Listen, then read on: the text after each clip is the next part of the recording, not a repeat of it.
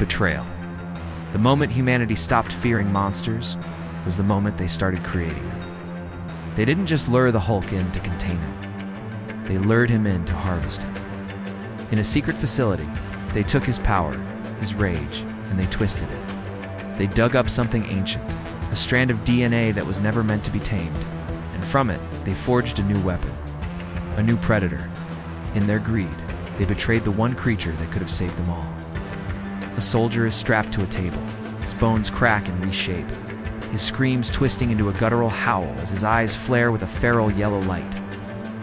The world needed a new kind of army, one that could fight in the shadows, tireless and terrifying.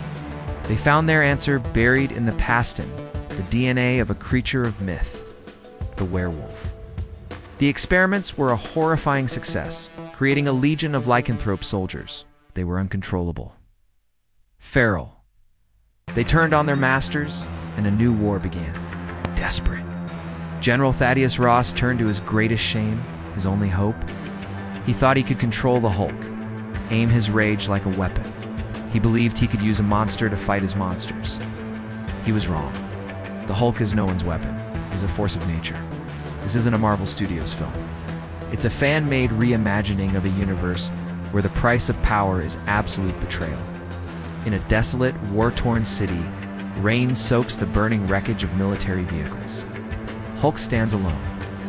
From the shadows, dozens of pairs of glowing eyes emerge. The werewolves are sleek, tactical, moving with an unnatural speed. They aren't just beasts, they're a pack, and they're hunting. That first wave was just a test for them and for him. They swarmed him, a tide of tooth and claw. Expecting the same mindless brute they'd studied in the simulations, they found something else. They found a rage that burned hotter than any fire, a strength that shattered their lines. It wasn't a fight, it was a storm. Hulk tore through them, not with strategy, but with pure, untempered fury. He was confused and betrayed, but here in the chaos, his rage felt like home. But these things learn. They adapt. From the back of the pack, an alpha emerges. It's bigger, scarred, and the intelligence in its eyes is chillingly human. Directs the pack, setting traps, flanking, using the city against him. This isn't just a beast, it's a commander. Miles away, Dr. Eris Thorne, one of the scientists who created this nightmare, watches in horror. He knows the alpha. He knows the man it used to be. He opens a hidden channel, a failsafe wired to an implant deep in the Hulk's ear. "Bruce," he whispers, "I'm sorry. You have to really look at them. They aren't just monsters." The Hulk, knee-deep in carnage, actually pauses. He hears the voice, a ghost in the roaring storm of his own anger. He looks down at a fallen werewolf as its body shifts back to a young soldier, fear frozen on his face. For the first time, Hulk's rage is cut through with something else. Doubt. The alpha werewolf seizes the moment, lunges not at the Hulk, but at a crumbling building, bringing it down on top of him. Hulk bursts from the rubble, his wounds already healing. But his rage is different now. It's focused. The scientist's voice echoes in his mind. He's no longer just fighting to survive. He's fighting against the horror of what was done to these soldiers, and to him, confronts the alpha. The fight is legendary, a clash of titans in a ruined world. It's a brutal, earth-shaking duel, but now Hulk's rage has a grim purpose behind it. He overpowers the alpha, pinning it down. He looks into its eyes and doesn't see a monster, sees a decorated soldier that Ross sacrificed. A victim. He lets out a roar of pure anguish and fury and lets the alpha live, turning his gaze toward the real enemy. General Ross watches on his monitor as the control signal flatlines. The device is broken, and now the Hulk knows who's responsible. The final battle isn't in the city, it's at the gates of Ross's command fortress. A three-way war erupts.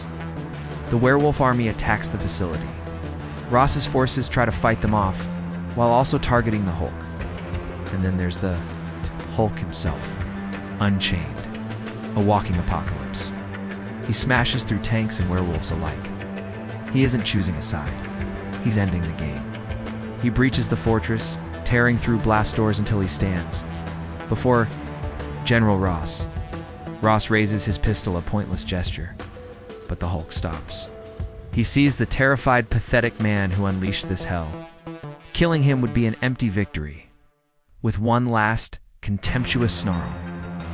He turns and leaves Ross to the mercy of the approaching howls, a man left to be consumed by the very monsters he created. In the end, the Hulk walks alone into a vast, silent wilderness. He's free, but he's an outcast, hunted by everyone. He carries the weight of a war he never wanted but was forced to win. The world he protected betrayed him, and he belongs to no one. What did you think of this epic clash? What other what-if scenarios should we explore in the Marvel Universe? Let me know your ideas in the comments.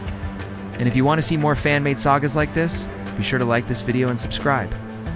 The nightmare has only just begun.